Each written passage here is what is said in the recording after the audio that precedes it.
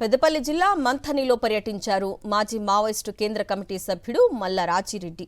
సుమారు 40 ఏళ్ల తర్వాత సొంత గ్రామానికి వెళ్లిన ఆయన కుటుంబ సభ్యులు, బంధువులు, స్నేహితులను కలుసుకున్నారు. కేంద్ర, రాష్ట్ర ప్రభుత్వాలు అనుమతిస్తే చట్టబద్ధంగా పనిచేస్తామన్నారు రాజిరెడ్డి. రాజకీయ పార్టీ పెట్టాలనే ఉద్దేశం తనకు లేదని, సామాజిక సేవ చేయాలనే ఆలోచన మాత్రమే ఉందన్నారు ఆయన.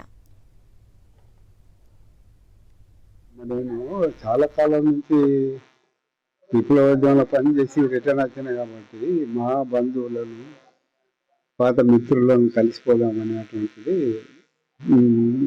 ఇది ఆలోచించే రావడం జరిగింది. దానిలో భాగంగానే ఈ మీడియా వాళ్ళు కూడా అదే విషయానికి పరిమితమై ఆలోచించండి. ఎందుకంటే ఏం లేదో రాజకీయం లేదు, రాజకీయ పార్టీని పెట్టాలనేటువంటి ఆలోచనలు కూడా లేవు.